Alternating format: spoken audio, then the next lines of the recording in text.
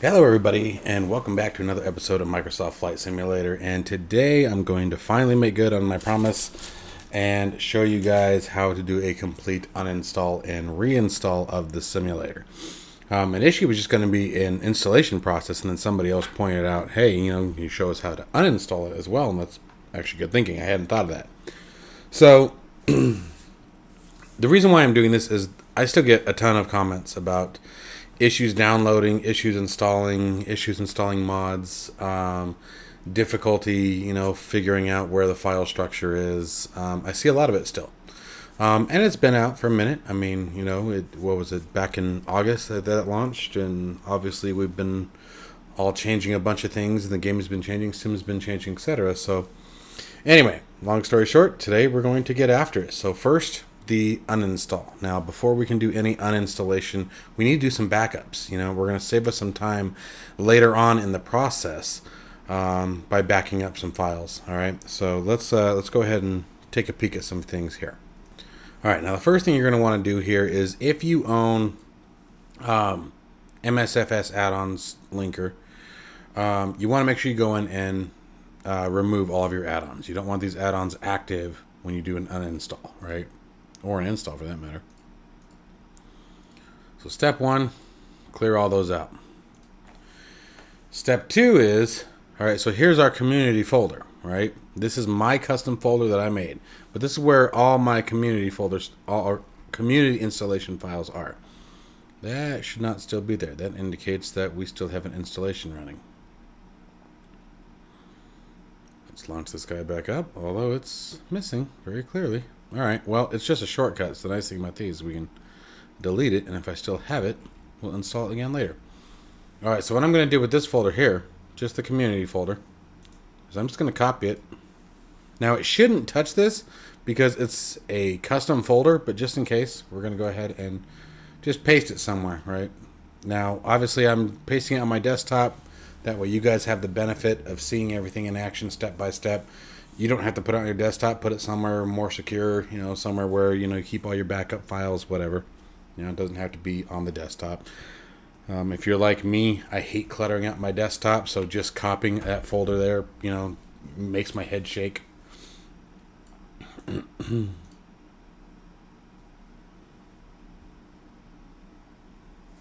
right. So we got that backed up. So there's all of our liveries and things like that that weren't brought in via the add-on tool, right? So I have a livery manager, so we want to make sure that we copy those back. All right, so now let's talk about the community folder, or the packages installation directory. So by default, Microsoft Flight Simulator is installed under C users. A lot of people have an issue with this particular part, understanding what it's saying. C is the hard drive, your primary hard drive for any Windows OS. The C drive is the primary drive. All right, users, this is a directory of all the users that associate with this machine. Just because you're the only one who uses the machine doesn't mean it has to be that way. You can have, your own profile, your children can have their profile, wife, etc., right? So users, all right, which profile am I going to? All right, in this case it's overkill, right? My profile. So when you're looking for C user's profile, you're looking for your name. What did you name the computer when you first got it? All right, what did you name the profile when you first logged into it? All right. Then we're going to app data. Now, app data by default, for anyone who doesn't understand, this is a hidden folder.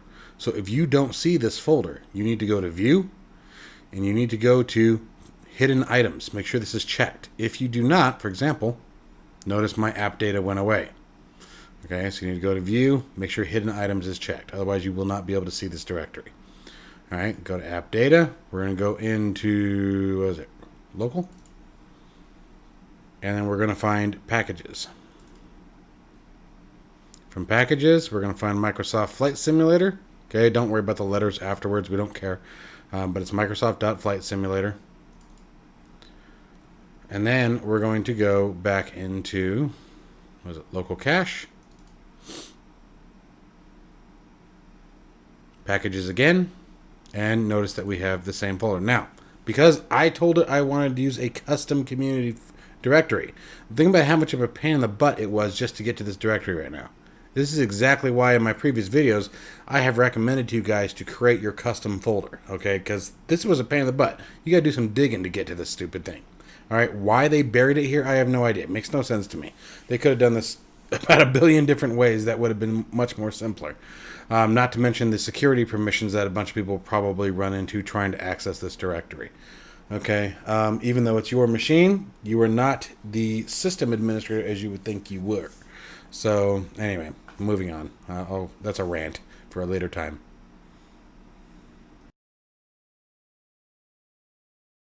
Sorry about that. Had to sneeze. Okay.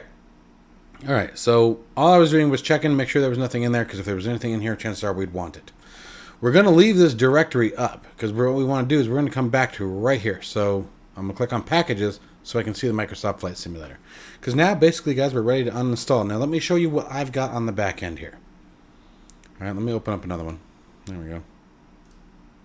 And this is why when you do your next installation, do it something similar to this, because it makes it so much easier. On a separate drive, same drive, it does not matter. Put it wherever you have space. It doesn't matter. I know not everybody has multiple hard drives. There's nothing wrong with that. That's perfectly fine.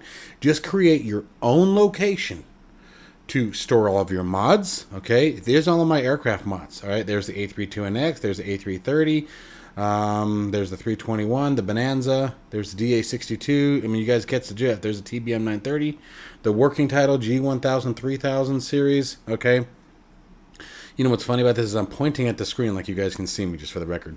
But anyway, so here's all my aircraft. This is separate. This is not a Microsoft directory. This is my directory. I created this directory. Okay? Create this because I'm going to show you guys how to use this MSFS add-ons linker again to manage all your add-ons. And I'm going to show you very basic. It actually does a whole lot more than what I show you guys, but I'm trying to keep things simple. Okay? And even my A32NX, okay, is there. So, anyway, I wanted to make sure to point that out. Store all your mods in a different location. All right, and then when we come back here, same thing with all my applications. Okay, here is a METAR tool.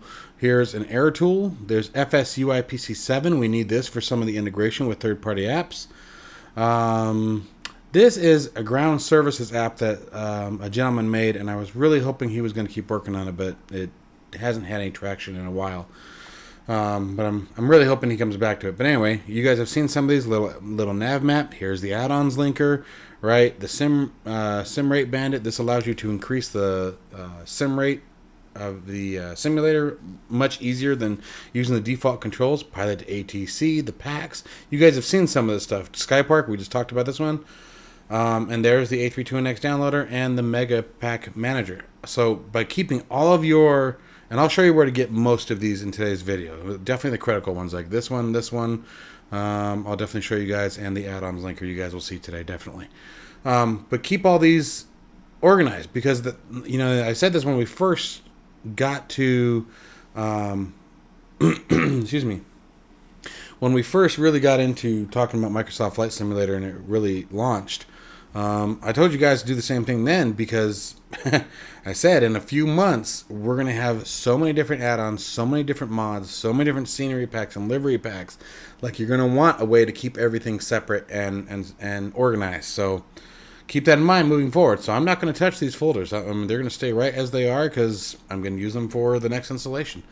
And they're completely separate from Microsoft. So Microsoft has no idea these are even here. All right. So now let's just uninstall the software. We got everything backed up. We're ready to roll. All right. So let me get my start menu over here so you guys can see it. And all I'm going to do is right click on the start menu. I'm going to go to apps and features. All right. Now we're going to find Microsoft Flight Simulator. There it is. Select it. Hit uninstall. Dun, dun, dun. What did you do now? Okay, now it's gone. Now, if you saw that, it said it was only 9.3 gigs. Now, we all know that's not likely. Okay, give me just a second here. Okay, sorry about that. I had to clear my throat. I don't know what's going on in my throat. Like, stupid weather is just, like, making allergies go crazy. And I don't normally have them, but anyway, sorry. So if I keep stopping, that's why. I don't want you guys to hear that weird Darth Vader talk. The SimConnects clients, leave these here. You guys do not have to remove these, okay, if you're doing an uninstall. There's no reason for you to remove those. You're just going to need them again later, and you may have to go out and chase down the later versions. So leave these here if you have them. They're not a part of Microsoft Flight Simulator. They are used to connect Microsoft Flight Simulator to third-party applications, but they are not a part of the software itself. There's no reason to uninstall these unless you are literally wiping any trace of Microsoft Flight Simulator off the face of the planet and you never intend to use it again. Okay? Okay. Or you have a specific issue that you believe that SimConnect is the problem. That would be the only other caveat there. Now, again, we're done here. It said that it only was, 9 point some gigs. We all know that's not right? So what we need to do, this is why we pulled up that folder before, which apparently I closed like a dork. So what we're going to do is go back to our C drive. I've had people say, like, why do you show all of your stuff? Like, isn't that dangerous? Without having access to the machine, how are you going to get it? Alright, so let's see here. And you have to have my public IP and my physical IP and access to my security. Not that someone can't, just, if they're that bored and they want to come play with my flight simulator, knock themselves out. Let's go back to packages. Let's see here. That's why we keep all of our personal stuff on a different computer. What am I looking for? Okay, did I forget how to spell? Because it should totally be here. What we're doing is making sure that it was actually removed, because I'm not convinced that it was. Microsoft dot. Alright, looks like it is gone. Which is very odd, because we all know that the game is much bigger than that. So, let's go into our packages folder and check the official package. One store, and there it all is. So, the game, the simulator, is gone. I had the icon right here on my desktop. Okay, notice it's gone. I can search for Microsoft Flight. Okay, not there. Right? So, but your packages are left behind, and this one is the directory that's taking up all the space. So if we sit here and we do this, we go properties, you guys can see it just climbs and climbs and climbs. Like there's 100 plus gigs, 113 gigs. All right. You have two options here. And this is where you have to ask yourself, why am I reinstalling? Option A is you leave them here. When you choose this directory next time on the reinstall, your installation process will be significantly faster. Okay, and I mean significantly faster. Because that 113 gigs of data is what takes so long to do the install. But if you're doing like I'm doing, if you're not doing like I'm doing, and you are, for the first time, creating a new directory, then definitely come in here and find it. Now, since remember I told you guys, since it's a custom folder, I told you that the installer should not touch these. Okay? So I'm going to go ahead and I'm going to leave these here. There's no, it'll just speed up the process for us. There's no point in me starting all over again. What I will do, actually, you know what? Actually, never mind. I'll delete the whole thing because I want you guys to see it from scratch. Disregard that. So we're going to go to, I don't know where drivers in custom folders. There we go. And here we go, guys. I'm going to do it just for you guys. This is how much I love you. It's out of there. That's a lot of data.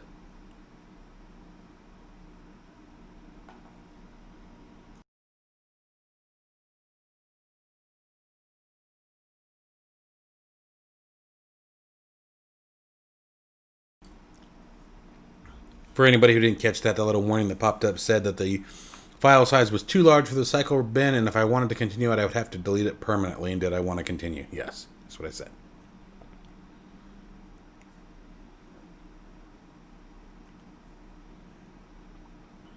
All right, it's gone. Even my folder is gone. So now it's time to start prepping for the install. All right, so in preparation of the installation, now we want to create our folder again. So what I'm going to do is actually move these off of here so that actually works out, because I actually don't like that it's here.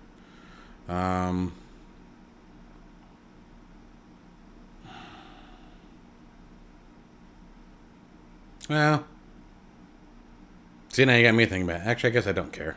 They can stay on the C drive.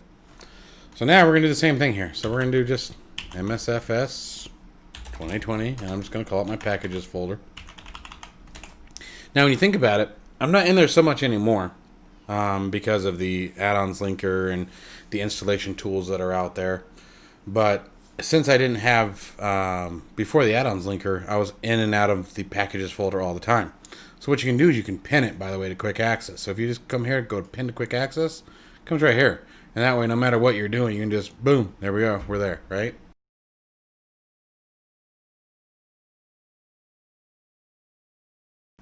Helps when I'm not on mute. All right, so now it's time to get started here.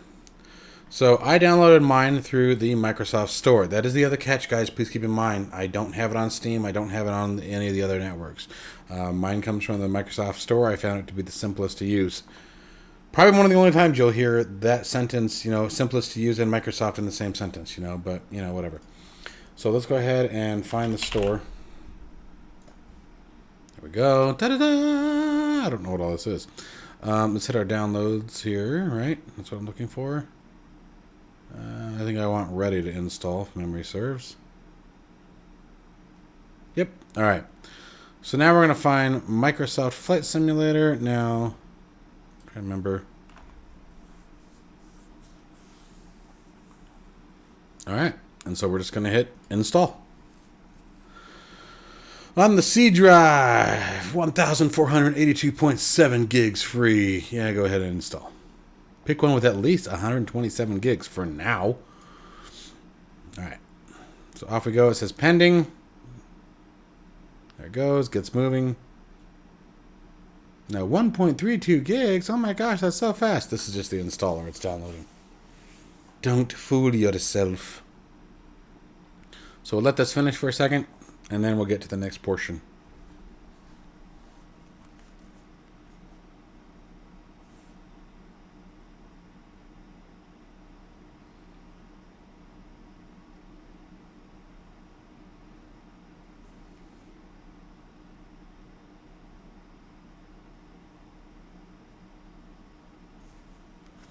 All right.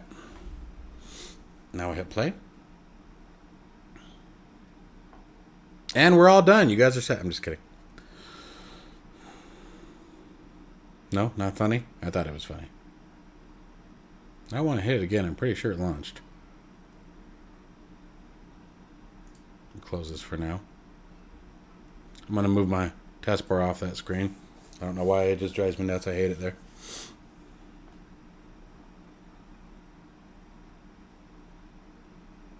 See, like I'm already wanting to move that. I hate having folders on my desktop. There it goes.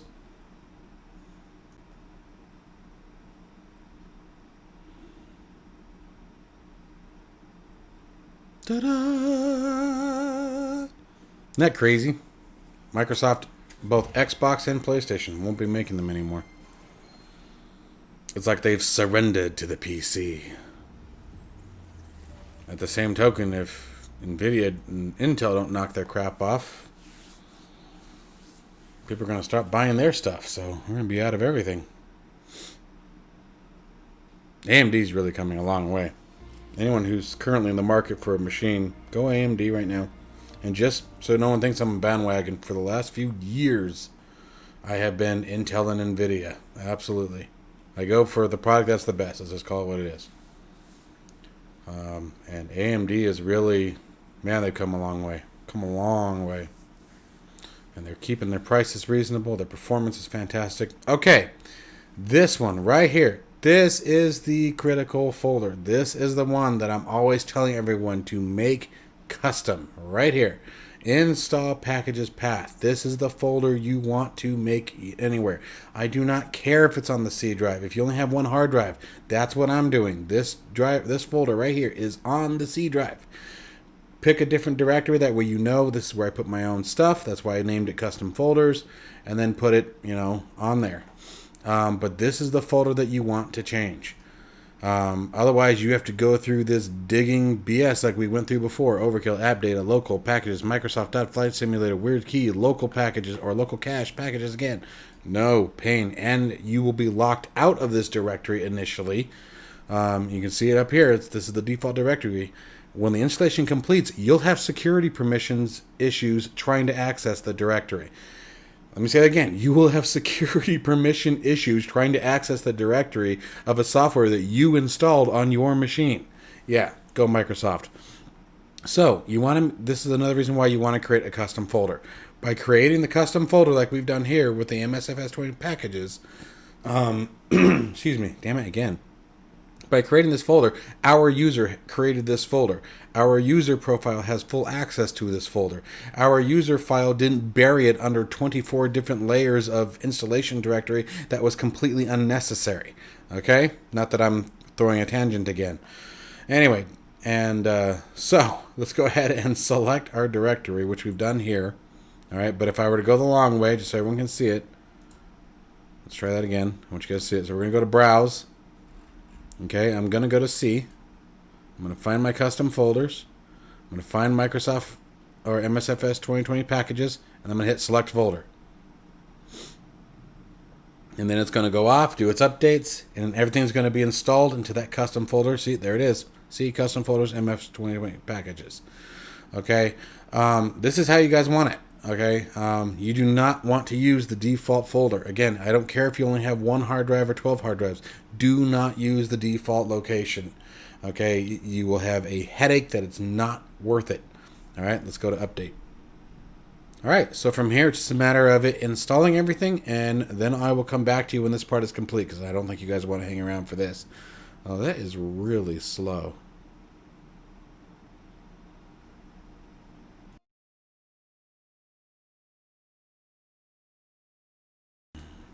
You guys better love me after this. I'm not sure what's happening there.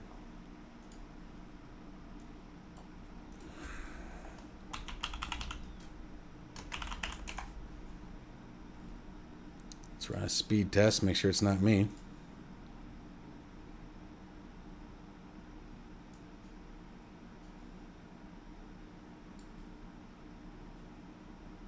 There it goes. That's better.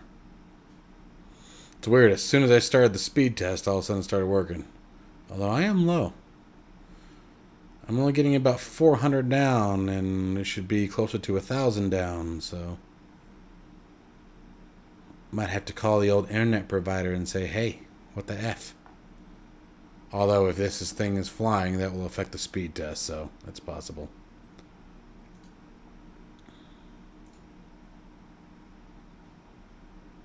Yeah, alright.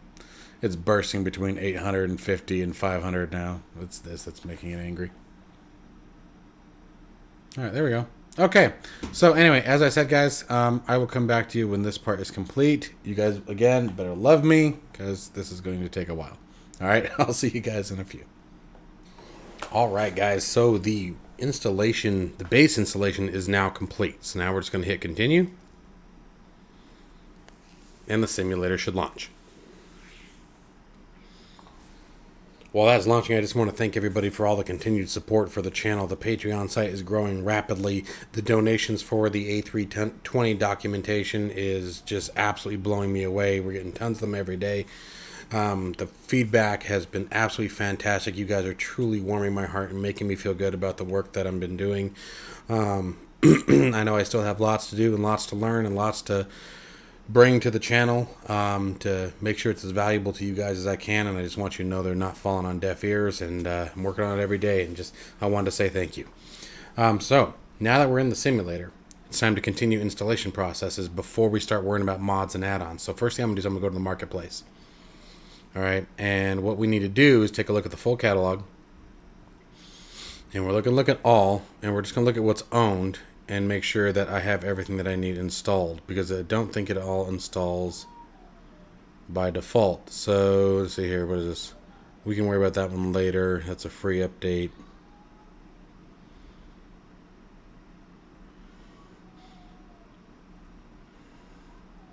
By the way, hopefully you guys can't hear her, but I've got a 3-year-old who is very aggressively protesting nap time, so if you hear her in the background, sorry. Alright, so we're just scrolling through.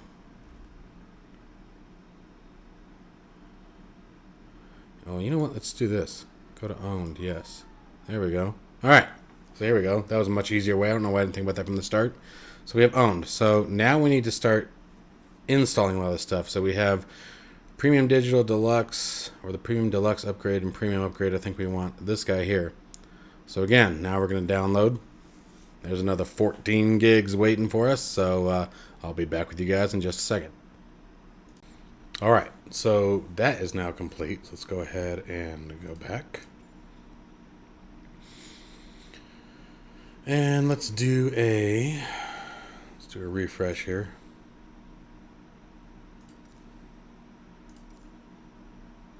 Okay, so we can see that's installed. And so now we got everything else here still. And so this is going to be another one, the world update. So let's start there. And you notice that with the Premium Deluxe, you don't have to worry about the Premium upgrade. It gets all of it. So let's go ahead and grab the next one. This one's pretty small, so that shouldn't take too long. So I'll be back with you guys in just a second. Alright, so we're just about wrapping up with this one here.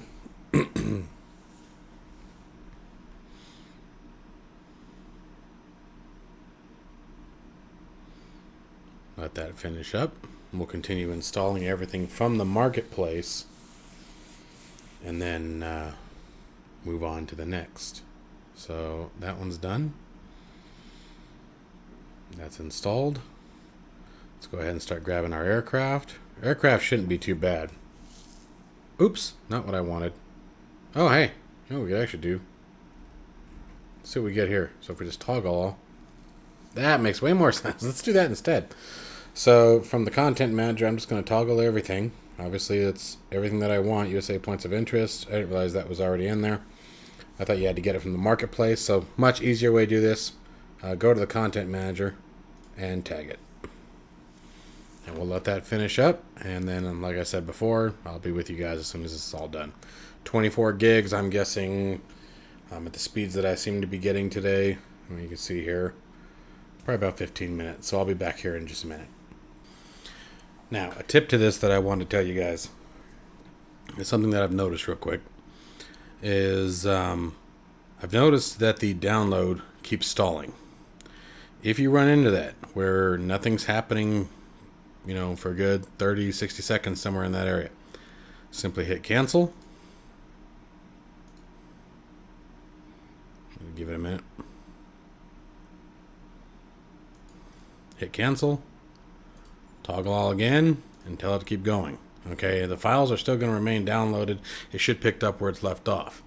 If you notice that you should be running much higher speeds than what you're getting, and the speeds are dropping and dropping and dropping and dropping, again, you can hit cancel, toggle all, restart it, and it should refresh the connection.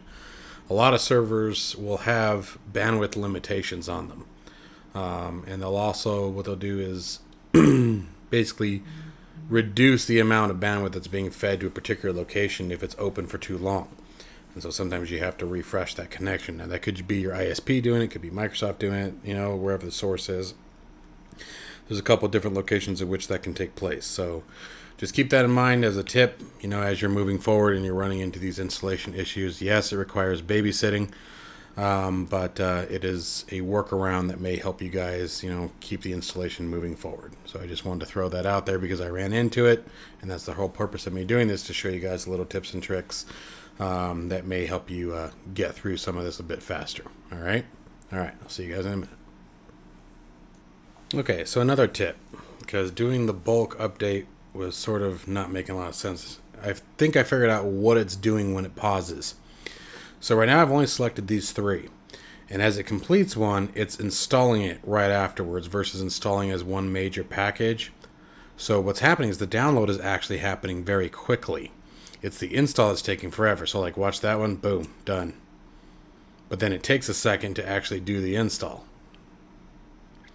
So if you have a large package like we had 24 some meg or gigs to start with. If you see that it's not, or it keeps hanging, it may not be actually hanging. I think this is exactly what it's doing, because this is the right time interval that I was seeing it hang, right? So it would stop for anywhere from 30 to 60 seconds. And so I'm thinking, oh, well, it's hung again, and it's not. I think what's actually doing is installing everything. So like here's what I'm doing, and it takes a second for the screen to refresh. Like this will be, I'm not quite sure, 0 bytes. But it says download available. That's interesting. We'll select it. I'm not sure what's going on there. But anyway, so we'll grab, oh, what's going on there? There it goes. Alright, so let's grab a few here.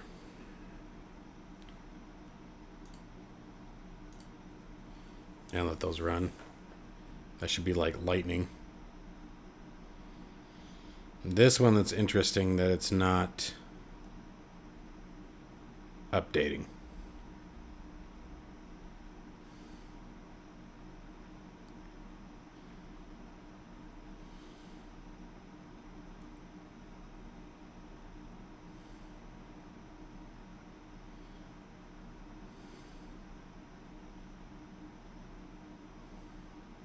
That one should be like lightning, yeah. Alright, so, and then, here's another one. Let's grab a couple of these here. Oh, that one's up to date.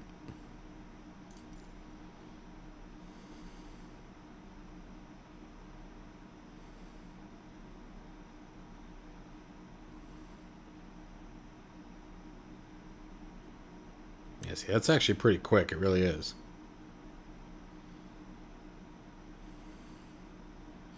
But, so this again is just another alternative.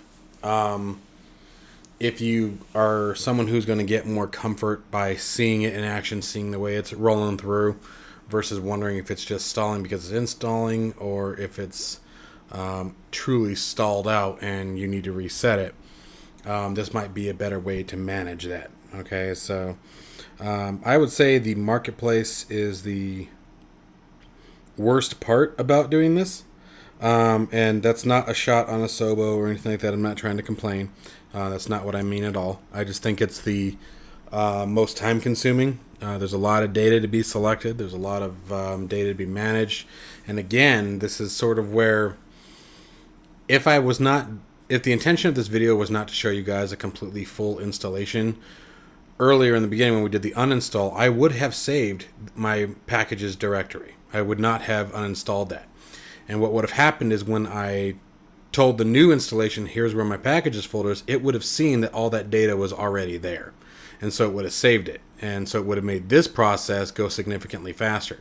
Now, there's a catch-22 to that. And the catch-22 is if you are experiencing bugs and crashes or an issue where you think that there might be corruption involved, right? There could be a corrupted data. You're getting a lot of crashes. You're getting errors constantly that nobody else is seeing.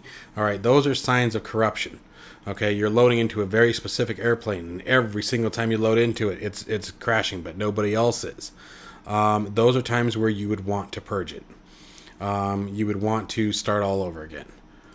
So you have to ask yourself why you're uninstalling. If you're just moving things from one directory to another, saving space, etc., then yeah, copy your packages folder over to the new location, and then tell the installation like we did where your packages folder is, and let it rock and roll, and that will save you a ton of time. All right, but anyway, so we're cranking right along here, about halfway through. I'll be back to you guys once we're completed with the catalog portion of this. Or content manager portion of this. Okay, so we are finally done installing everything from the content manager. You can see I've toggled everything. There's nothing to be downloaded. So the next step is, with any kind of installation, it's always good practice. I mean, you have changed the core files, you have added new documentation, you've changed direction points, etc. Do a restart. Okay, so we're going to go ahead and not restart the computer. We're just going to restart the simulator. So let's go ahead and back out. And actually, let's do one more thing. Installed. Yep, we're good to go. Okay. So let's go ahead and go back. Welcome screen, quit to the desktop, hit yes, and we'll relaunch the simulator. Where is it this time? I lost my icon. Where are you? Alright, so let's do Microsoft.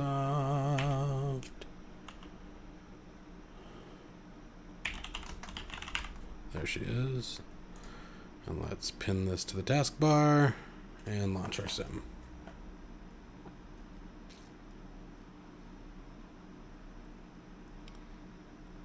And you guys get to see real time what the load time is. You know, it's not going to be some major dramatic improvement. We're just cleaning up everything. This is actually a good thing to do periodically, truth be told, because with all of the mods, add-ons, updates, patches, breaks, fixes, you know, a lot of that documentation, or a lot of that, I should say, mess gets left behind.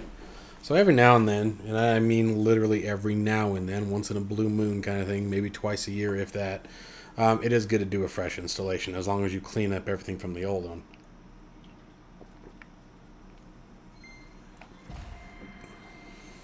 All right.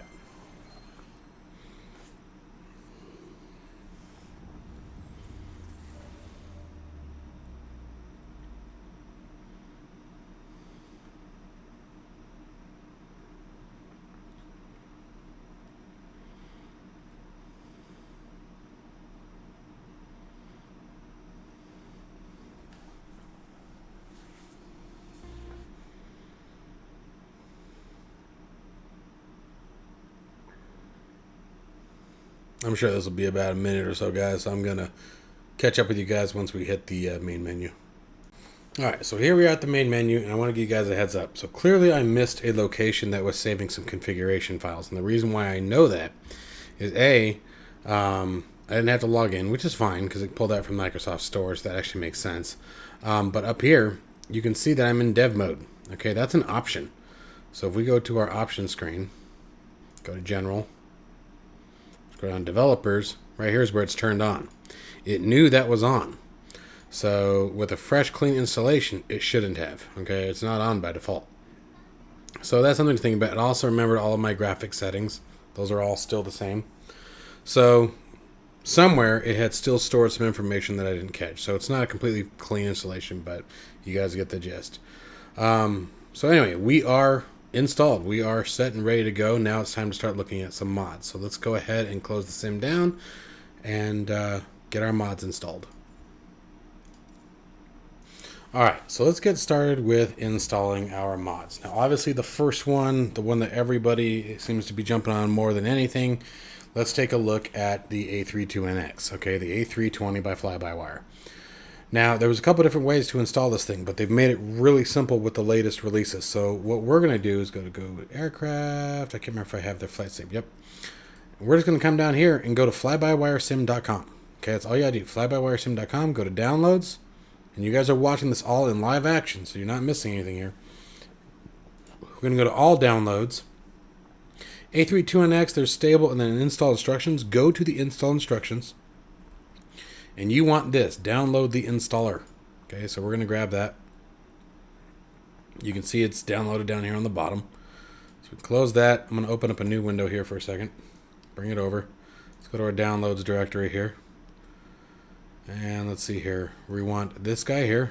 We're going to 7-zip or whatever software you use. And the first thing I do to let you guys know whether or not to extract, you just open it up. What's in there? All right, so the exe is directly under this folder. So I can actually hit extract all. This is if you don't have 7-zip. This tells you the location it's going to download it to. So it's going to put it in this folder. So we'll just hit extract. Okay, and then it opens it up automatically. I don't want to do that. So it actually created its own folder for it. So what I'm going to do is just grab this guy. I'm going to cut. And then where I'm putting it is I'm putting it in an applications folder I've created. These are all third-party applications, and these are not mods. Don't confuse the two. These are third-party applications that do not require being installed in the simulator directories, okay? They all do something outside of the sim, okay? So they're their own application. Just like the simulator is an application, these are their own applications. So you can see I've already got the installer right here. So I would have pasted it in here. So I cut it from there. I'm going to paste it. I'll just show you guys. It's going to ask me if I want to replace it. I hit yes. Okay. And then now I'm going to run it. Okay, and it's going to bring this up, and that's fine. This error just means that it is not a Microsoft licensed software. That's fine. We don't care. So hit run anyway. And I've been using this since they launched it. Got the download, so I can vouch for it. All right, so our next step now, we need to tell it where our packages community folder is. Now this is correct, but I'm going to show you guys the steps, as if this was brand new. So we're going to go to C. Okay, we're going to find our custom folders, MSFS 2020 packages, and here's our community folder. This is where we want all of our community mods to go. We want them to go in here. Okay, remember I created this directory. This is the same directory we set at the start of the installation when we changed it from the default. Okay, now I'm going to hit select folder. Okay, that's done. Now, I always use the development version. I love the development version of the A320. I think one time I ran into a game-breaking bug with it, okay, where I had to wait for them to fix it, and honestly, I think it was a matter of hours. So my personal preference and my recommendation is go with the development version. That way you get all the latest and greatest. New sounds, new switches, etc. All the new features. So I just select development version. It's now downloading the update right here.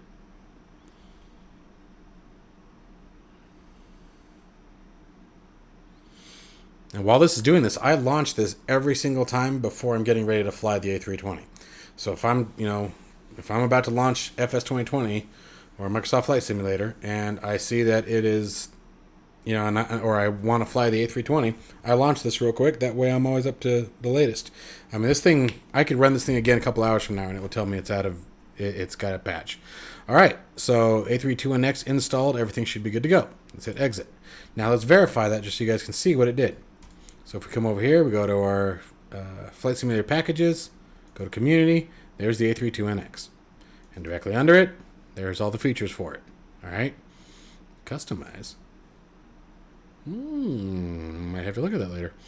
Anyway, let's move on. So now, that's going to be pretty much the only one that doesn't require third party, or us to use some sort of mod manager. That and the liveries. And we're going to work on the liveries next. That's the next big one.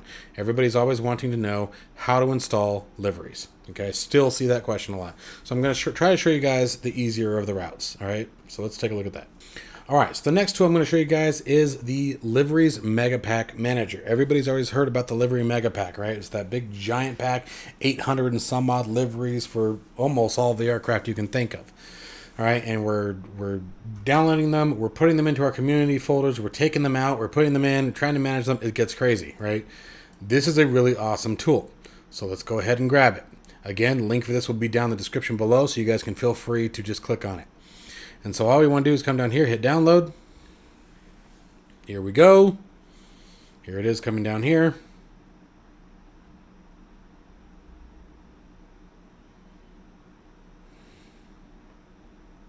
All right, and that's done. So now let's go back to our downloads directory.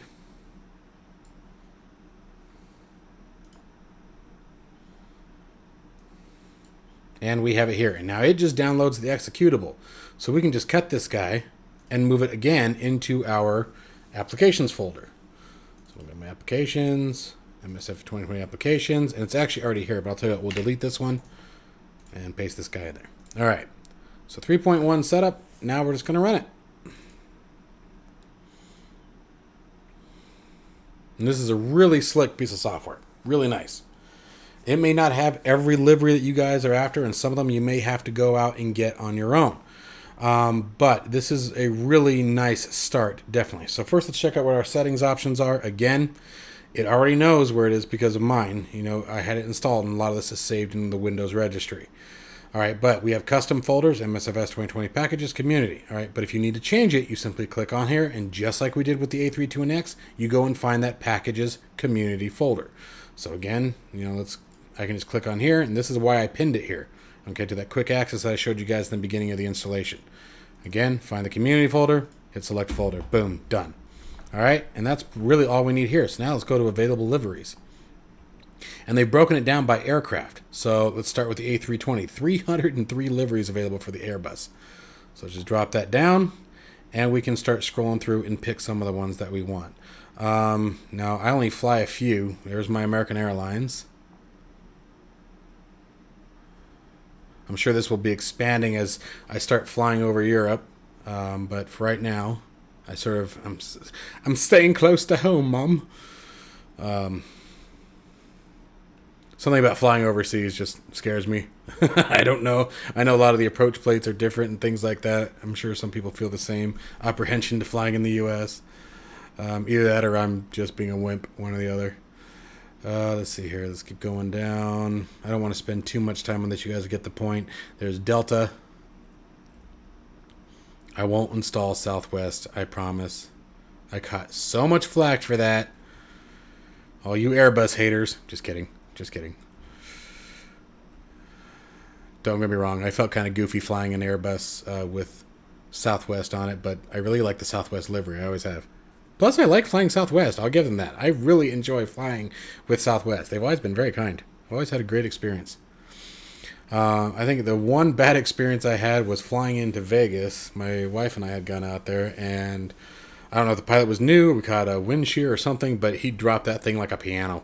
It was a little unnerving, but that's about the sum of my quote unquote bad experience with Southwest. And obviously that's not their fault. So, all right, so let's just call it those two. So all we gotta do now is we'll scroll back up to the top here and close the menu, and let's look at some of the aircraft. So what's some of the other ones I fly? Let's 47 liveries for the 747. Let's look at the 747. We should have an American Airlines for it. Yeah, there we go. I think there's a Delta for it too, isn't there?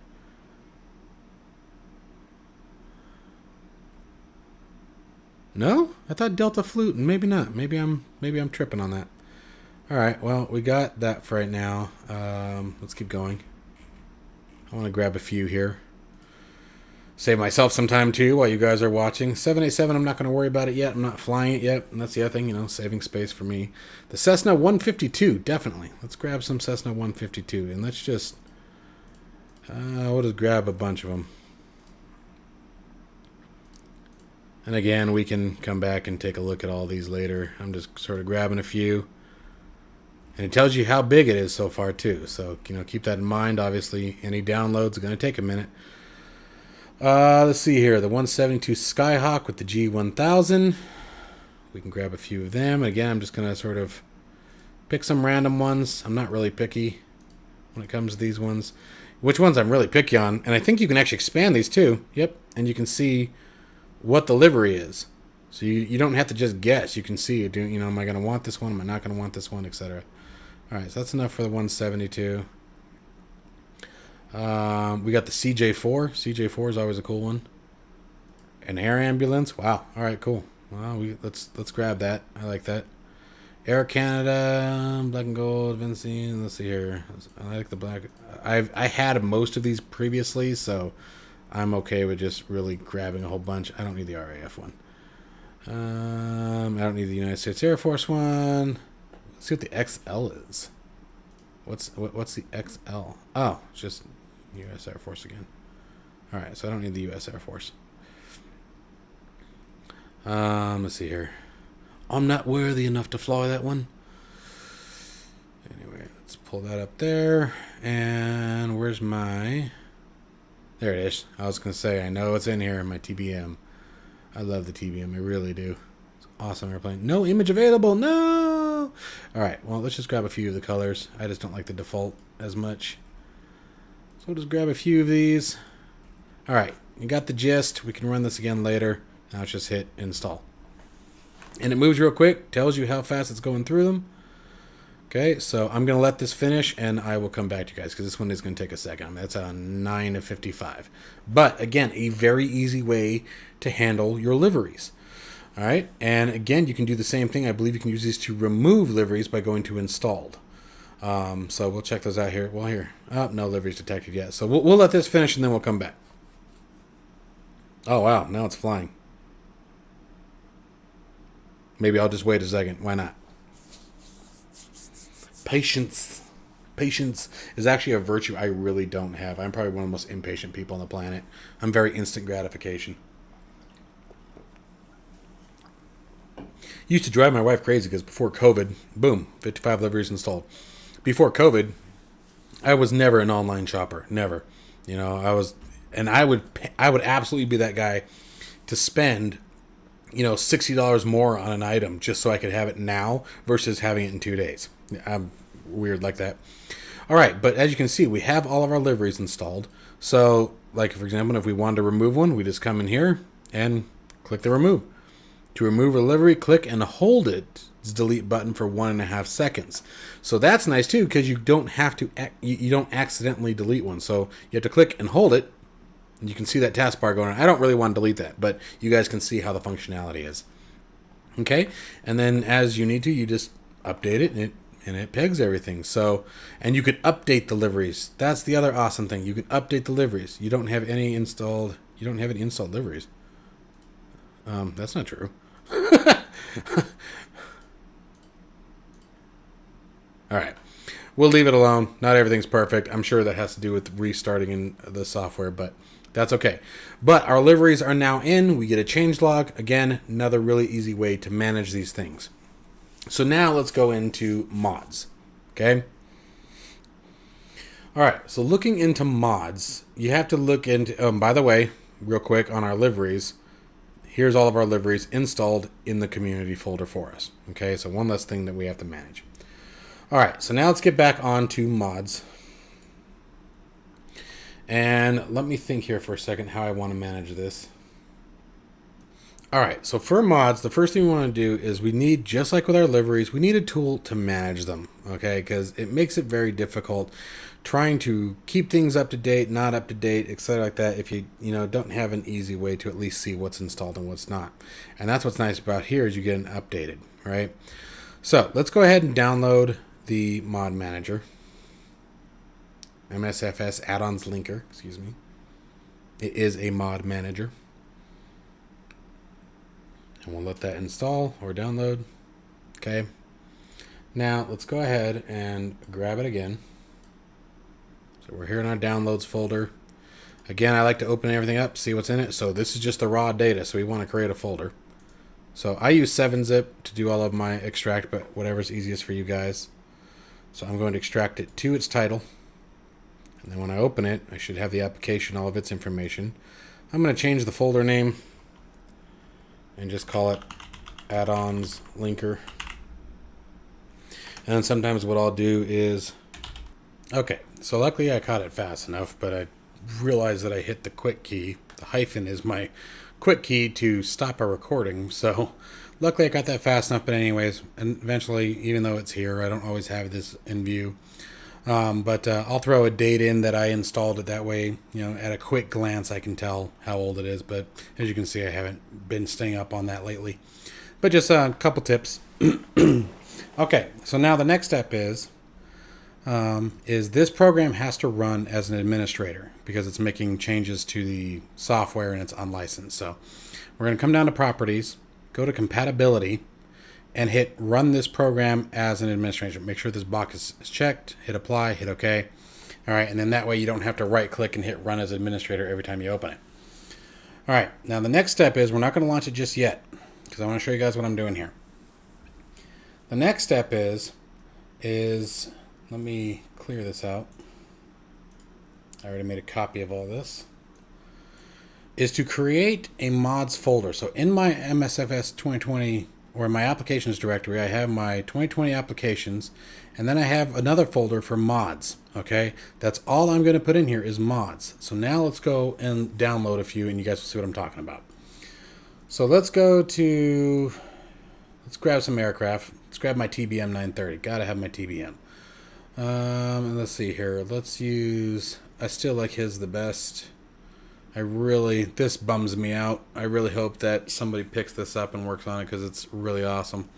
But we're going to go to code. I'm going to hit download as zip. Okay, so it grabs it down there. The other thing that we want while we're here, let's just grab a few things. I don't need my A321X from there. The Cessna 152, we want JP Logistics. He's working on this quite frequently. So again, we're going to come down here, and I'm going to grab this one here. All right, let's keep moving. Aircraft, And I'm not going to do all of these guys. I'll do this on my own time. I'm just showing you a few that are the big ones. The CJ4. Now, under this site, there's actually quite a bit of mods here. So let's click on this one here. And we have the CJ4 8.0. Obviously, we definitely want that. This thing is awesome. And you guys can, again, read through this. The links will be in the description below. And what am I looking for? Oh, it helps if I select the link. That would be helpful. So we're going to click on the CJ4 8.0. And they just launched this. This has been a couple YouTube videos on it. It's really amazing. Scroll down to the bottom, and we should see the same thing. Working title, aircraft CJ4. So we're going to grab it. Now I'm going to go back to releases, because they have a couple in here that you're going to want, all from the same location. So back in releases, we're going to scroll down. That's 7.3, CJ4. We don't want that. The G3000 version 3.2. We want that. This is going to affect, for example, the CJ4. It affects the TBM. The TBM uses the G3000. So we've selected 3.2. Scroll down to the bottom, grab it as well.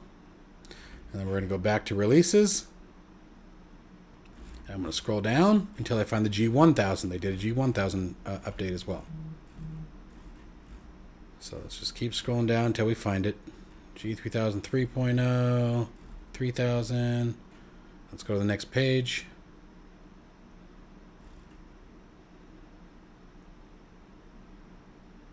GX. I don't think we need that.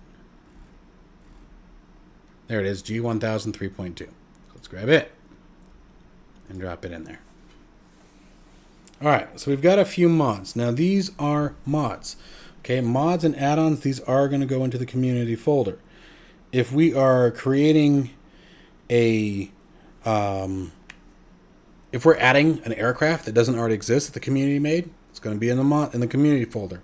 If you are making, if it's a tweak, whether that be a change to the behavior of the aircraft, if that is a change to the aircraft themselves, as in adding functionality, you know, making modifications, anything like that that is not default in the game is going to be a mod or an add-on. It's going to go into that community folder. Okay, for example, let me find something else here. Immersion add-ons. There was one. I think this is the ground improvement. Is that the one I'm thinking of? Let's go to the ground improvement. Oh, apparently I need to back up a page. Although it may start. Yep, cool. And what this is, improved physics. So I'll have to go back and find that for you guys, but at least this is the download. And it improves things like ground roll and the overall aircraft. What's the word I'm looking for? Gosh, I'm brain farting now. This is taking way longer than I anticipated. Anyway, just the environmental effects and performance of the aircrafts. You know, things feel better. Braking is more realistic. The ground roll is more realistic. Things like that. And it affects specific aircraft. Anyway, so let's go ahead and close this out for now. We've got quite a few. Now let's go to our downloads directory. And actually, I'm going to open up a new window for that. Oh, you know what? That's window number 4. Let me back up here. Let me make this a little bit smaller. All right, and let's do this guy. So here's our mods folder. This is where we want to keep all of our mods. This is our download folder, everything we've downloaded. So the first thing I'm going to do is remember, I double check them. All right, so here's Project Master. And this is the folder we're going to want right here. Okay, because in there, this is the actual airplane changes. So we want the next one up. So let's go ahead and just hit extract. 7-zip, oops, extract here. And we're going to open that up. And again, here's the aircraft. So you can either leave it as is or we can change the name. I like to change the name, so I'm just going to go TBM 930. And you know what I'll do here is add another hyphen here and add WT for working title. Okay, this helps me know where it came from. So I'll put that in there. That's in our mods folder now. All right, so I'm done with these two. So I'll typically get rid of them. Let me make sure. Wait, yeah, okay. So I'm going to get rid of those. That way I know that I've added them. They're done. Now let's keep going with the working title stuff. Let's get the G1000. And that is the actual mod. So I'm just going to do G1000 working title. Is how I like it. And you can leave it as the name. You don't have to change the name. That's totally preference. Okay, so I'm going to delete that guy. Delete that one there. Let's get the 152 in there, sort of just work our way up. Extract here. Oh, I might regret that. Okay, almost regretted that, but this is kind of cool. He added cruise performance charts and a checklist. So what I'm going to do with this is just drop it into the directory. It's not going to hurt anything by it being in there. Okay, you just have to know that it's there. But this is the aircraft. And the reason why that won't hurt anything is because as long as the sim isn't looking for it, it doesn't matter. You just don't want the sim to be looking for it. So we can delete those. Here's our CJ4. Let's go 7-zip. Extract here. And these guys' working title is always great about structuring their folders nicely, so I don't worry about checking them first. So we're just going to type CJ4 working title. And I'm going to drop it in. Okay, that one's done. Get those out of there. Same thing with G3000. Oh, that one is. All right. Let me check the G1000. Yeah, okay, making sure. And the CJ4, yep, good. So this one did have a double folder here. So what we want is just this one here. So let's go ahead and rename it. And G3000 working title. Drop it in there.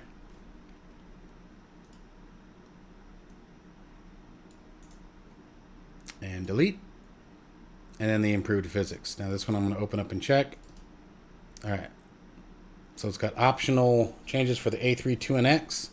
I will not use that because I like to keep everything fly-by-wire as fly-by-wire just because they make so many changes, right? And plus, I update it so frequently that chances are it's going to change whatever it's doing anyway. So we're going to go ahead and just... Did I extract it? Nope. Let's go ahead and do an extraction.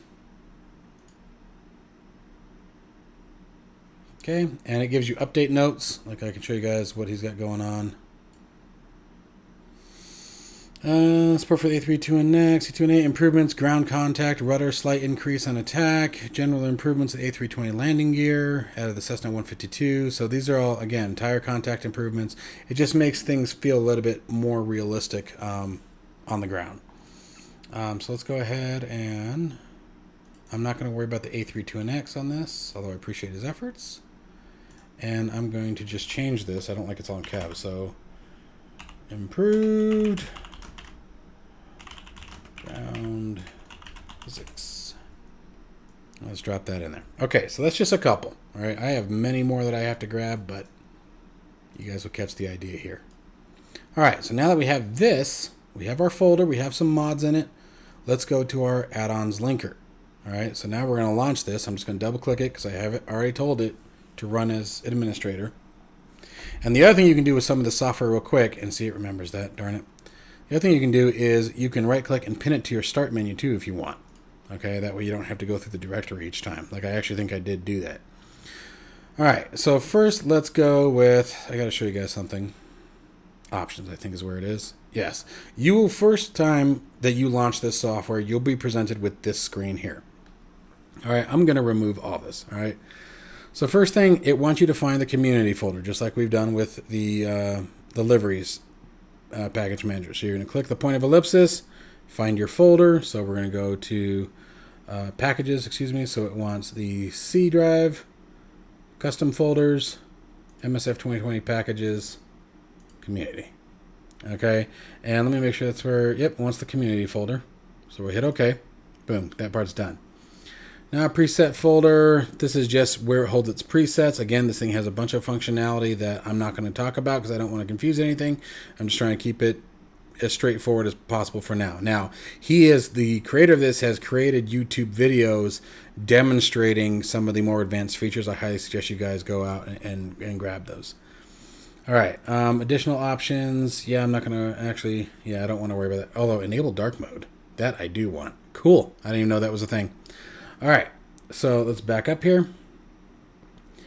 All right, and then choose your FS version. In this case, it will ask you, where you want to find. I just hit MS Store DVD. That should work just fine. And then, let's see here, rename. Nope, not worried about that. Okay, not worried about that. All right, and so now your add-ons folder. Where are you storing your add-ons. All right, so we're going to go add. All right, and I'm going to go to my applications again, and MSFS 2020 mods. I'm just going to hit OK. Those are there. Press OK. Here's all of our mods. You can see it already detects what is currently in the community folder as well. So that's kind of nice as well. And then to bring our mods in, we're just going to do this. And your mods are installed. If you need to remove one, you just uncheck it, just like we did at the beginning of the installation video, or the uninstall, and the mod is removed. So red removed, green, you're good to go. And that's all there is to it. Mods are installed. All right. All right, so we have covered the uninstall, we've covered the reinstallation, we've covered installing liveries and add-ons in a very easy way. Now, any liveries or add-ons that if you don't want to use the add-ons linker, you just have to drop them into that community folder. And so let me show you guys that real quick. The liveries, if you find liveries that aren't in the mega pack and you want them, you just have to make sure the structure is correct, right? So identify the aircraft as is. And actually, that's really up to you. However you name this folder is up to you, because everything that's going to be prudent is in these folders here. And you just manually drop them in here. Just make sure that the very next directory is all of the actual information for the livery itself. Okay, I hope that makes sense. If you guys have any questions, please feel free to ask. Anyway, I think that pretty much covers the installation. Now let's talk about a few tips and tricks. All right, so a couple performance tips and tricks, and this is where this whole next section, performance, right? It's a touchy subject, and a lot of people tend to get bent out of shape with some of the things I say, and so I'm going to give you guys just a real quick piece of history here. I have not always had a higher end computer. When I first started DCS World, for example, I had an old X56, or not X56, what was that thing? Microsoft 3D Extreme joystick with the itty bitty throttle on the back. An older plasma screen TV as my monitor, and an AMD FX, what was that thing? 4600, something like that. An old crappy computer. It was junk. And it struggled a lot. And I had to learn a lot of different tips and tricks and ways to make those things work. So I don't come from just having the high tier computers, right? So, you know, I feel the pain of lower end users. You know, I totally get it. I've been there. With that being said, it's important to remember that you can have two completely 100% side by side exact same machines have two 100% completely different performance results. Okay, it's just the nature of the beast. It is the nature of software. It is the nature of hardware. There are no two video cards, processors, RAMs, etc. that are created equal. They just aren't. That's why we call it, if some of you may have heard it, some of you may not, we call it the silicone lottery. Okay, they're not the same pieces. The PCBs are different. The boards that the cards are assembled on, you know, you'll have good parts of the PCB, bad parts of the PCB, things that just, you know, it's just the nature of it. I hope you guys get what I'm getting at. Okay, so that's why I always stress to people, do not copy my settings. Even if you have the same hardware, you may get significantly better performance than I'm getting. Okay, so with that in mind, let's go ahead and go through a few different settings that I find has benefited me versus hindering me. All right, so the first thing is, let's see here, the game mode. You can see here, game mode is turned on. I'm going to turn it off. Now, this is one that, again, I have heard people say they get better results with Microsoft Flight Simulator, and some who get worse performance. So test it, try it out yourself, see what you guys are getting. I find that I get more stuttering and degraded performance with the game mode turned on. Okay, I turn it off. I don't like it. I don't think it works well. Let's see here. The other one is hardware accelerated GPU scheduling. Now this one, I have found an improvement. Okay, but you may not. So I want you to make sure you guys see this. And the other thing about testing, anytime you're testing this kind of stuff, you can only test one at a time.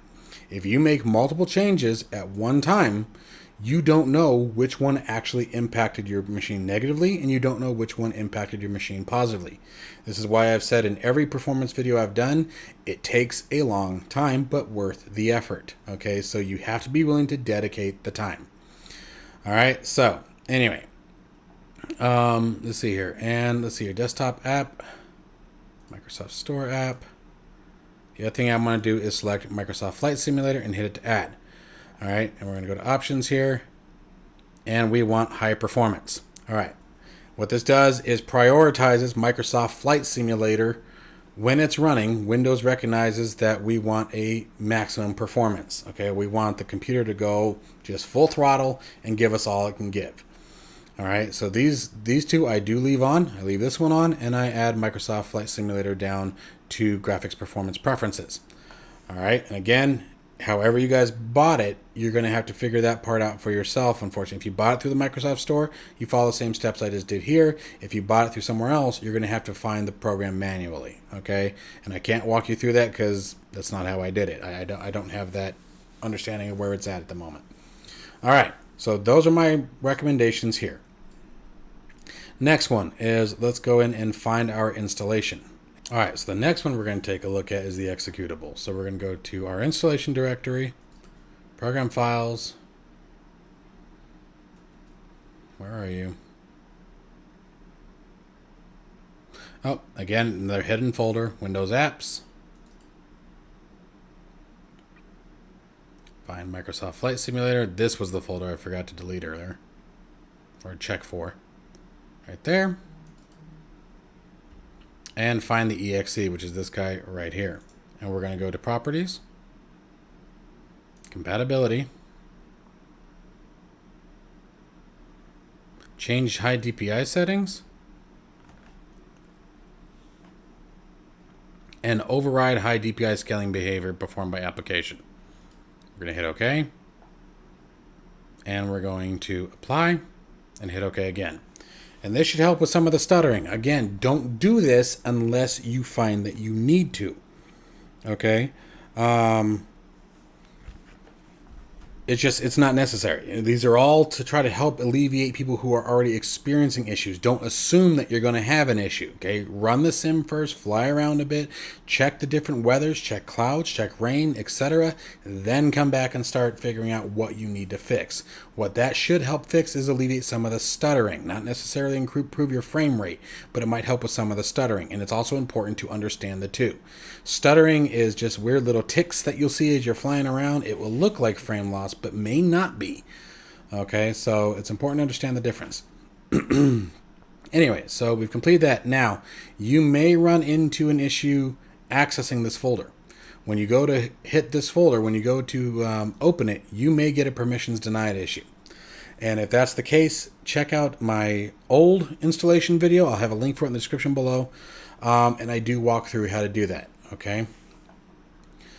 So let's go ahead and back up. All right. So the last tip that I have for you guys as far as outside of the simulator, making sure that you get the best performance is your graphics card. Make sure your graphics card drivers are up to date. Make sure they're not too far behind. Okay, the other thing is to close any major external programs. If you are running a machine that is low on memory, doesn't have a lot of memory, you don't want to have a whole bunch of third-party applications running screen recordings, YouTube videos, Chrome. Google Chrome just sitting open uses a ton of RAM, and it continues to use RAM because it's constantly pulling data. Polling, not pulling. It's constantly refreshing. It's using a ton. It has a bunch of other windows that it uses in the background to function. The search engine itself is a resource hog. So Chrome is one of the worst things you can have open if you're taxed on memory. Okay, if you find that you don't have a lot of memory to play with, you don't have a lot of spare RAM, you know, don't keep your browsers open. Close everything you can prior to launching the simulator. Okay. All right. So let's get into the sim, and we'll talk about a few graphics tips that I have found work for me that I'm sure will flare up yet another conversation of people getting mad at me because they think I'm full of crap. All right. But let's do it anyway. All right. So here's how we're going to start today. First, let's go ahead and we're going to go somewhere heavily populated. Now, because of my guide and because of the things that I'm working on, I'm going to use LAX. I fly in and out of there a lot right now. Plus, I'm from the West Coast kind of thing. I'm not going to use McCarran because I have a third-party airport installed, right? And Las Vegas, it looks beautiful. The Fly Tampa, by the way, if you guys don't have it, seriously, the Fly Tampa KLAS looks amazing, but it needs to be optimized. I mean, it was released 3 days ago, so, I mean, give them some credit. But right now, it is a bit buggy. It stutters quite a bit. But let's go ahead and go to LAX. Now, I'm going to go ahead and just drop a plane in here. I'm going to set as departure. And let's use my TBM. I like the TBM, so let's go turboprops, TBM, and then we can check here. By the way, here's all of our liveries that we installed earlier. That one's kind of cool looking. I like that one too. That one's cool. And let's see here. If I'm going to do this, I get to pick the plane I want, right? Ew, that's actually ugly. I don't know if I want that one. Let's use this one. Let's check it out. I don't think I've flown that one before. All right, and so we don't have to go crazy, and we're just going to hit fly. We want to airborne. Yes, I know there's some issues with the simulating and with air starts, so take that into consideration. But it'll serve for what we're doing.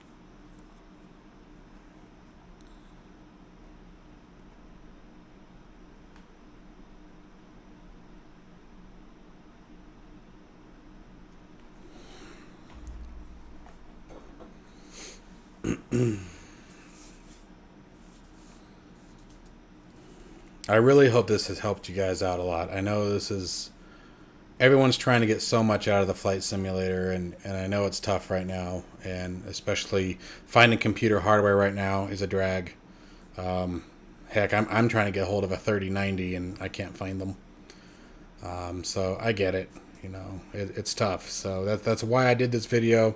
A lot of things have changed. A lot of new tools have come available. So hopefully this has been a big help to you guys. I really am hoping. And I'm going to tell you, it's taken a while. Total process that we're in so far.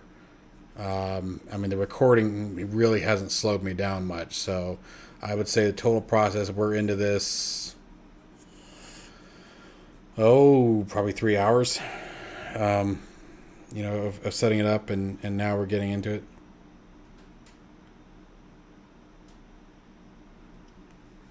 And as you can see, the loading time, not dramatically improved. Now, I do wish that I had checked that Windows app directory for the flight simulator. I would have deleted that if that's still there. That's probably where all of my configurations were saved. Oh well, live and learn. Alright, so here we are in the plane. Let's go ahead and kick her on here. And let's get the autopilot. Well, looks like the autopilot's running. No, it's not. Let's put heading on, yaw damper on, altitude hold on.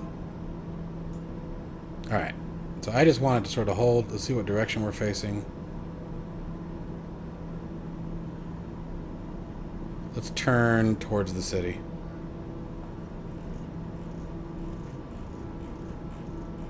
Let's go east.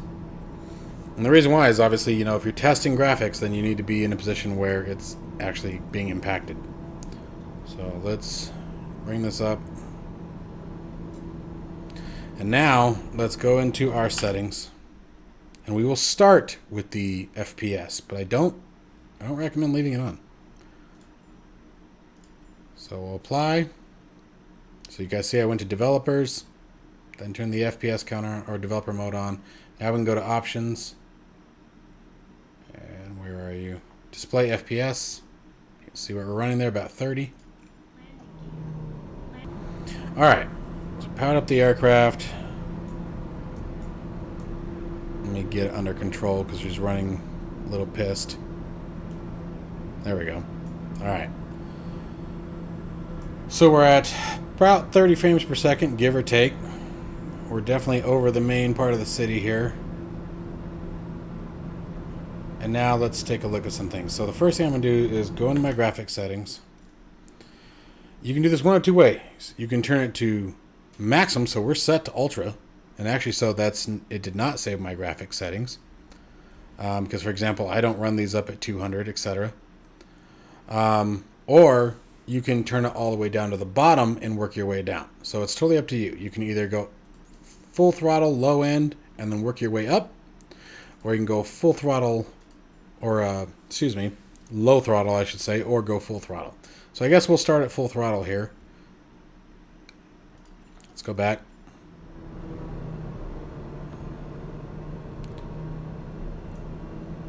And you guys can see it's actually running. I'm going to admit to you guys right now, I'm actually really shocked at the performance that I'm getting right now. So I don't want to speak. I don't want to say this and be wrong. The reinstallation may have helped a lot. Because I'm on full ultra. You guys saw what the settings were. Terrain detail, everything was at 200. Let's descend. Let's do some testing. This is how it all starts. Let's get down to, say, 5,000 feet and see what we get.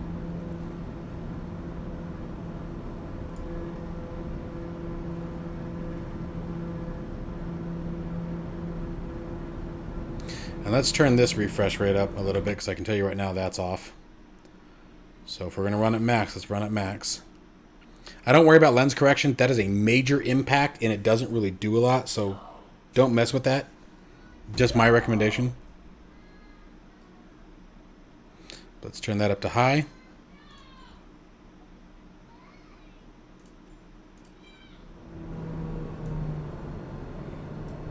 Alright, there we go. That looks nice and smooth.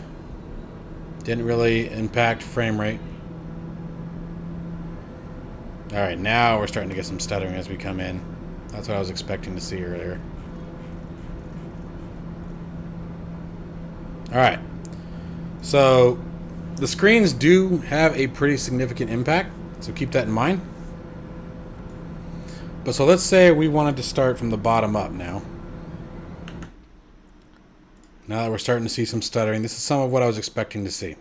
Let's go to low end. Let's hit apply. And let's go back and see what we get. This is why I tell you not to worry about frames per second. Okay, I just kicked everything down. This thing is set to low end. And I mean, yeah, I gained about 10 frames, guys. 10. You know, and just so you guys understand, read the description down below. My computer specs are there. It's not a low-end machine. Okay, so they're running the 3950 XT. It's got 32 gigs of DDR4 or an RTX 2080 Ti, all running on a PCI Gen 4 NVMe drive. Okay, so this is not low end, and by crushing everything down to the bare minimum on the graphics settings, okay, low end, you guys see it for yourself. Look at what all these settings are, low, low, low, low. By doing that, okay, great, pause menu, yeah, I'm at the pause menu. I'm not getting 60 frames per second. Okay, this is why I tell you guys, and this is why I've said it in every performance video done, don't focus on the FPS counter. Okay, it's just not a good enough way to do this.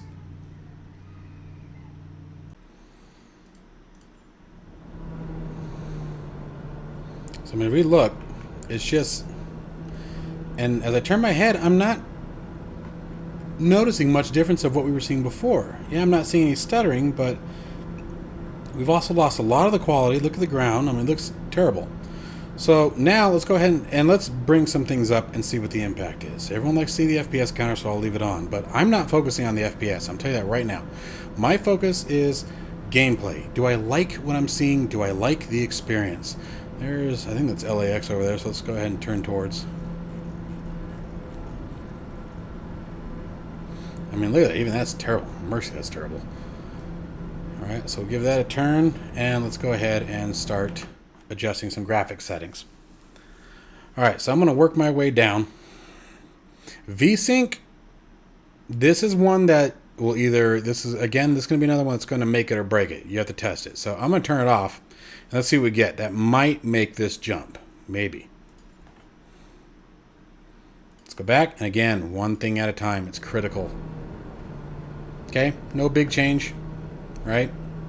We'll give it a second. And make sure you always pan your camera around, looking at different things inside the cockpit, outside the cockpit, things that are going to force a refresh, right?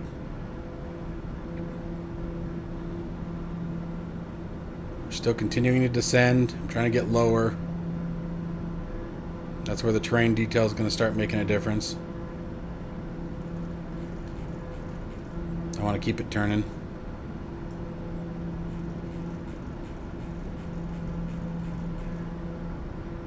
Ah, no.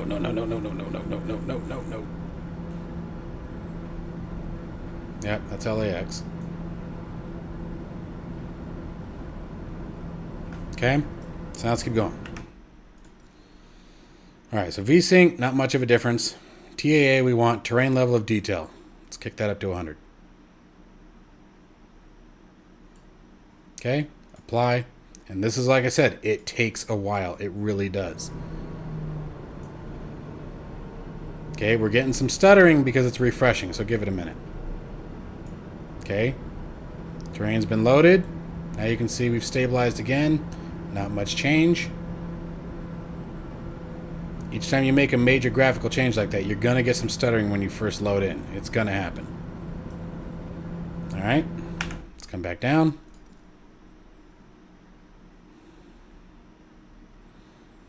Terrain vector data, I'm going to turn that on.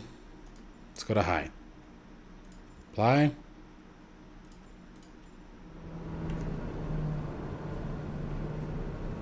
Again, going to get a little bit of stuttering as things change.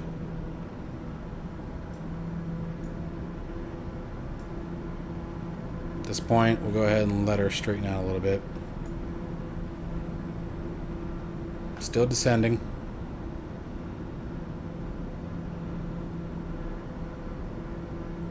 And you can see we're still getting some stuttering. And that might mean, like, for example, one of the things I may try after a reboot is I may try turning game mode back on. See if it is, in fact, improving things now. You know, my experience was from my previous installation where it just wasn't helping. Alright, let's go ahead and go back in. And you can see the frame rate just isn't really changing enough. Alright, let's go buildings on high. I'm going to do trees on high, so I'm thinking about the terrain right now is why I'm doing more than one. Trees on high, objects level of detail. I'm going to get that up to 100 again. Alright, now I'm going to stop there. Okay, so this is everything down on the ground. Let's see what we get. Now again, I'm expecting some lag here for a minute, but I really didn't get any. I picked Los Angeles because it's so vast. Okay, so it's an already taxing scenery. The other thing I want to do, because I've seen this happen before we get much further, let's go into data and make sure all these are on. I turned multiplayer off, but I guess, I mean, honestly, it can be on. It's really not one way or the other. But everything else is on. Bandwidth is unlimited. Data limitations off. Rolling cache on, I guess. I don't really need it. But let's hit apply. And resume again. Again, no changes. Behavior looks good. And as we're descending lower and lower, our performance should be getting worse. It really should. As the detail becomes more intense, as the graphics card has to work harder and harder, the lower we get. Okay, and if anything, we're still holding stable. Now again, I know I'm not on a weak machine, but so this is why I'm telling you guys the methodology that I'm using. Let's keep moving down. Alright, so let's go to volumetric clouds. This is one in the past that has hit me pretty hard. I'm going to go all the way up.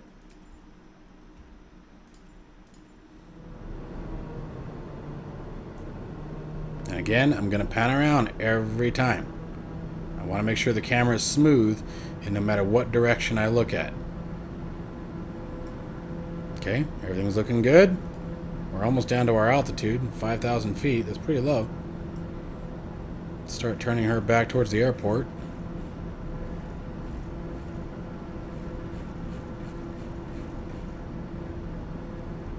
Alright, now let's keep going.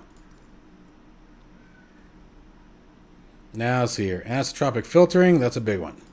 But it goes all the way up to 16x, and you're going to notice minimal difference, if any, between 16 and 8x. So I'm going to start with 8x. Apply and resume. And you can see that, I mean, that looks significantly better. I mean, that looks clean. I would be, honestly, I'd be pretty happy with leaving the sim like this. I mean, this is great. But look at the FPS. That's nothing to write home about. And everyone's so focused on the 60 frames per second. And we started at the very lowest possible settings that the sim would allow us to set. You know? And, I mean, and we weren't getting 60 frames per second. We were averaging about 40 to 45 based on where we were. You know? So, again, this is something to continue to think about. Now, let's do something that is bugging me. That bottom screen is bugging me. So I'm going to kick that up because this has been an issue, the cockpit refresh rate. So I'm going to kick that back up to high and see what happens to our FPS. It has been an issue multiple times. See, that took a hit. But again, I'm down in the low 30s, high 20s. But I'm not, this isn't game breaking. This isn't killing me. This isn't making me want to pull my eyes out. Oh my God, this sim sucks. You know, it's not. And again, you have to ask yourself, how often are you down low over a major metropolitan area? You know, I mean, but look at the detail of the stadium and the ground below. It looks fantastic. You know, I have no complaints about this. The sun looks amazing. The sky looks beautiful. You know, and these are times of day where you're going to be the most taxed. When there's a lot of shadowing, when there's a lot of reflection, a lot of sun rays, clouds, things like that, that's when your system's going to feel the pinch. For example, let's do something. Let's throw it under some weight here. Got to remember how to do this. Give me a second. It's been a minute. Oh, there we go. Let's throw some rain in here. Wow, that pissed it off. That looks awful. But here, let me move this off screen. So we can't see anything because now we're in a cloud. But so well, there we go. So again, we're dipping a little bit and we're getting some stutters, definitely. The more clouds we get, it definitely seems to impact, but the frame rate didn't change that much. Okay, so again, these are things that you have to work with. So for example, to try to work with this a little bit, I keep trying to go up there to get to the settings. I'm willing to bet that if I take that glass cockpit refresh rate, take it down to medium, I think that's why I had it there before. It really is an issue. It's a pretty big issue. Okay, so still a little rough. I'm going to keep us turning. And actually, I think I'm going to descend us down to... Let's go to 3,500. That should be safe enough for LA. Come on. There we go.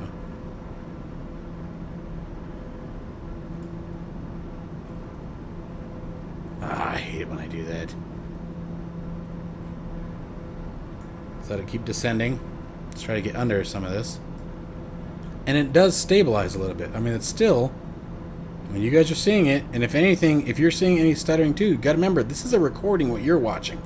Okay? I'm telling you right now that, yeah, it's not the smoothest, but it's not something I would notice 3 minutes after flying. You know, it's just not. So, and there's another aircraft up there. Flying through the cloud. So let's set our weather back up. And that's the other thing. How often are you going to be flying in rain? You know, that's the other thing you got to ask yourself. How often are you really going to be in it? So if we go back to live weather, and you got to give it a second. It's refreshing.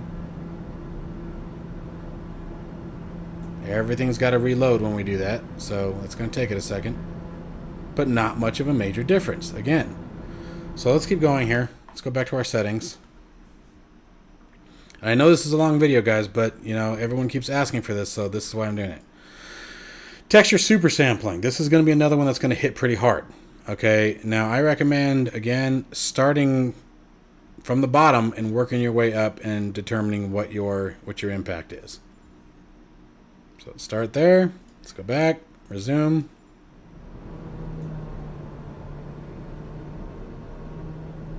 Not much change again. Let's go back.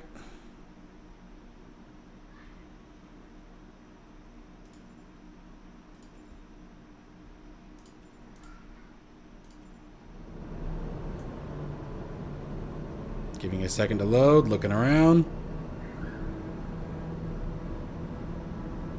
Again, no huge major changes to the FPS. The biggest change that we've seen, the biggest hit that we've seen thus far, is the glass cockpit refresh rate.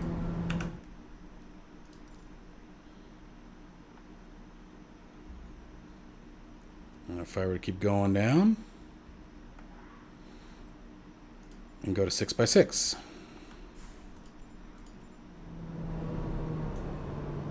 Now that one, we lost a few. And again, ask yourself, what's the gain? Is the gain worth the price? I mean, because I'm not noticing any huge difference in graphics quality that I'm going to be paying attention to on every single flight. That's the other catch here when you're dealing with the graphics in a flight simulator. Right now, we're hyper-focused on it. We are looking at the buildings, the trees, the lights, the clouds, the sounds, the mountains. Are you going to be doing that every single time you fly? Is that what your goal is going to be? Are you going to be focusing on all of that every single time you fly, or has a lot of it become placebo after a minute? You know?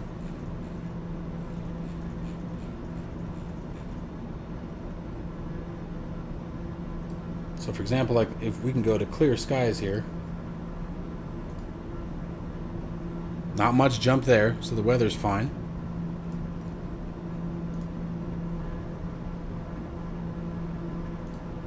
That looks pretty. Alright, so there we can definitely see some stuttering, and we're definitely taking a tank here. But it's also reloading again.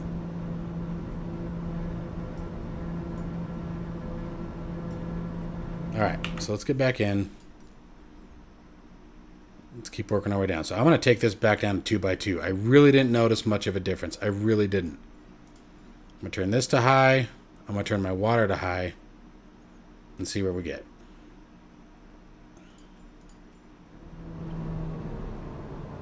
Okay, so that looks a lot better. And we're starting to get into night now. And we can turn the live weather back on.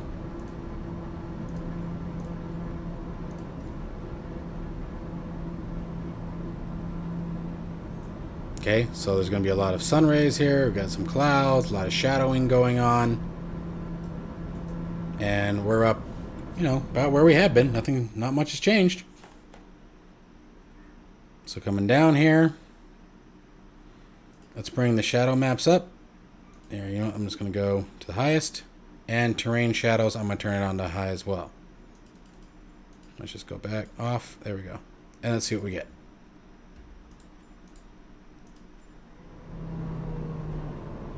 Alright, so that one we took a hit.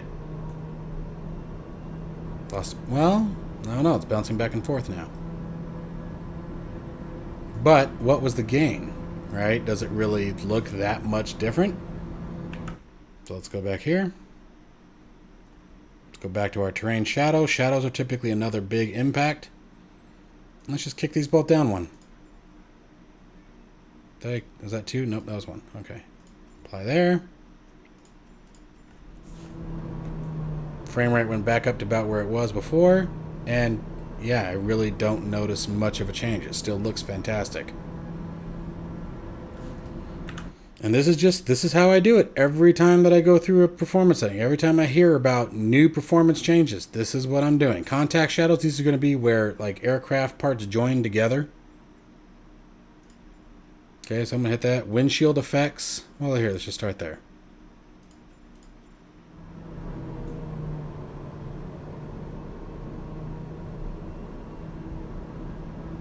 Again, no major impact. I'm going to walk through this step by step with you guys. I know this is a long video. Feel free to skip ahead. I mean, this is pretty much the last part for me here, but hopefully you guys catch the gist here. Windshield effects, I'm going to go to Ultra, see what we get.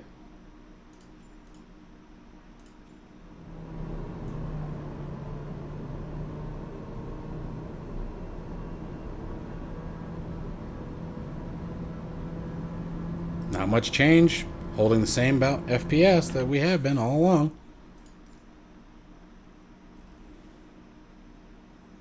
Ambient occlusion. Set it to Ultra, see what we get.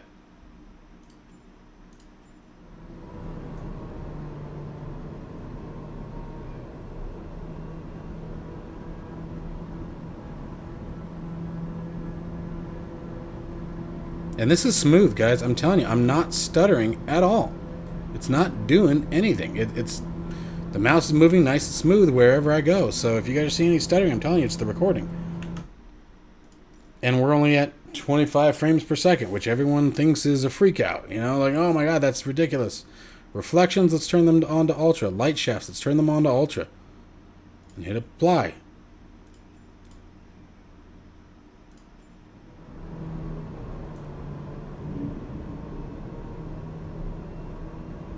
And again, holding about the same that we have been all along. Let's go to the external view, see if we get any difference. External view, it's even higher.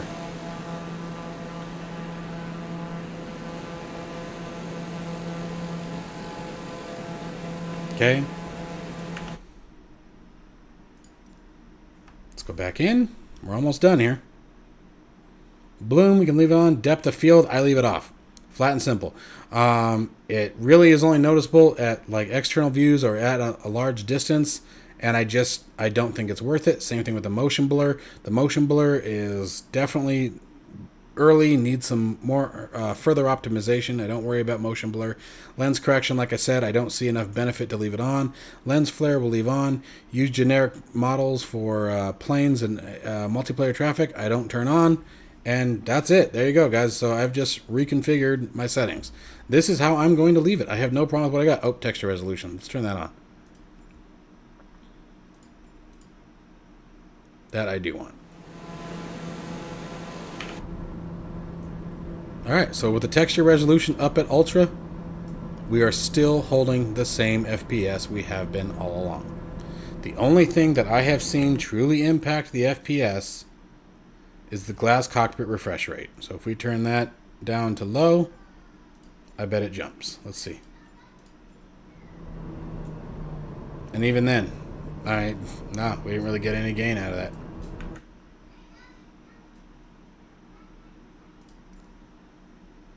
So let's see if I can get anything out of this that's further here. So let's go back up to high. And let me look at some things that maybe might save us something here. Render scaling, I'm going to leave that at 100. But terrain level of detail, let's turn that down to like 80. Same thing with objects level of detail. Let's turn that down to 80 and see what we get.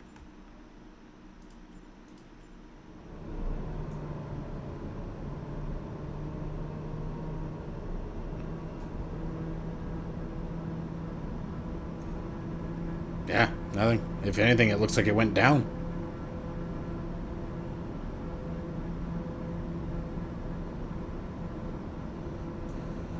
The only thing that I want to check is, let me pull up my Nvidia control panel. It's been a while since I've checked this. And I updated the drivers the other day. So let's go into Manage 3D Settings. Go to Program Settings. And Microsoft Flight Simulator we want to add. And let's take a look at some of these. So in the Nvidia control panel, and AMD users, I don't know if you guys have something similar, I'm sure you do, but this is just for Nvidia. Let me look at some of this. Alright, power management mode, optimal power. We prefer maximum performance. Right off the bat. That's a must.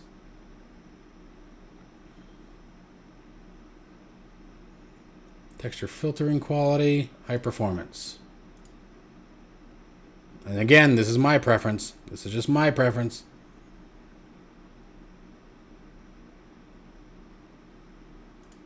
Threaded optimization. We can use auto. Vertical sync. Use 3D application settings. We don't have VR yet.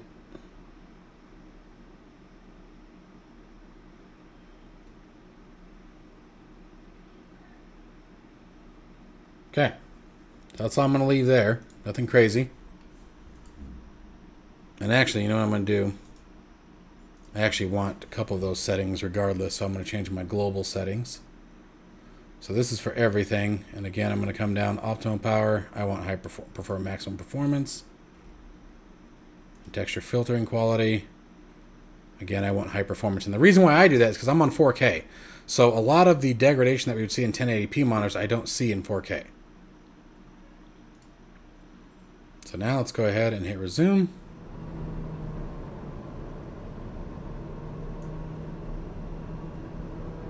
And as we get into night, the lights start coming on, things start getting a little rough, and that's fine. Again, this is a very large metropolitan area. Let's kick the day back up.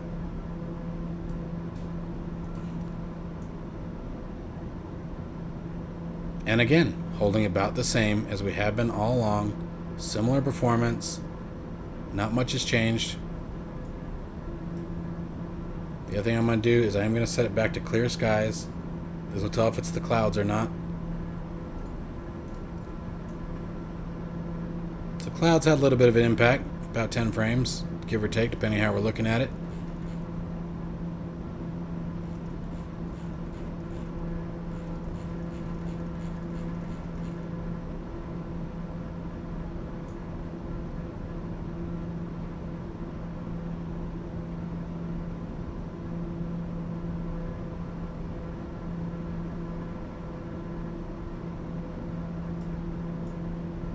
So now we're fluctuating a bit more. And like I said, I almost think that change made it worse. So I'm going to come back in here. And I'm going to set these back to 100. I almost think that made it worse.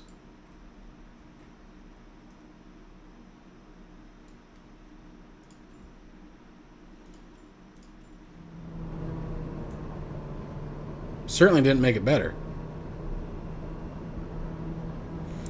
But anyway, guys, so this is a constant battle. It's one of those things you're constantly checking. You have to do a lot of testing in different scenarios to really find out what's best for you.